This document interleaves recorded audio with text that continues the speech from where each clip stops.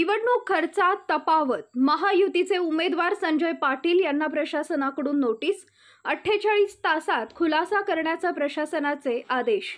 लोकसभा निवडणुकीतील महायुतीचे उमेदवार खासदार संजय पाटील यांना निवडणूक खर्चातील तफावतीबद्दल जिल्हा निवडणूक निर्णय अधिकारी तथा जिल्हाधिकारी डॉक्टर राजा दयानिधी यांनी नोटीस बजावली आहे।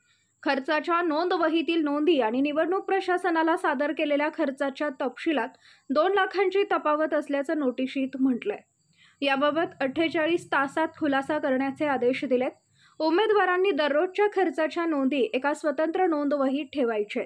त्याचबरोबर दररोजचा खर्च जिल्हाधिकारी कार्यालयात सादर करायचा आहे। या दोहोतील खर्चांची तपासणी प्रशासनामार्फत केली जाते।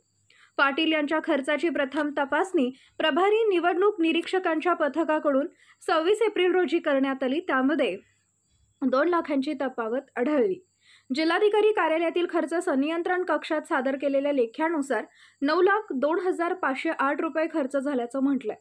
प्रत्यक्ष नोंदवहीतील नोंदीनुसार हा खर्च 6,94,933 रुपये आहे। या दोहोतील तफावत 2,07,575 रुपये आहे। निवडणूक कार्यालयाला सादर केलेला सर्व खर्च नोंदवहीत नोंदवला नसल्याचं तपासणी दरम्यान आढळून आलंय। त्यामुळे नोटीस काढण्यात आली आहे। निवडणूक निर्णय अधिकारी तथा जिल्हाधिकाऱ्यांनी नोटिशीत म्हटलंय की या त्रुटींची पूर्तता करून 48 तासात खुलासा सादर करावा। खुलासा केला नाही तर 2,07,575 रुपयांची तफावत आपण स्वीकारल्याचं समजलं जाईल। ही निवडणूक रक्कम खर्चात समाविष्ट केली जाईल। ही तफावत मान्य नसल्यास त्याबाबतची कारणे सादर करावी। या कारणांसह जिल्हा खर्च संनियंत्रण समितीकडे विहित मुदतीत अपील दाखल करावे।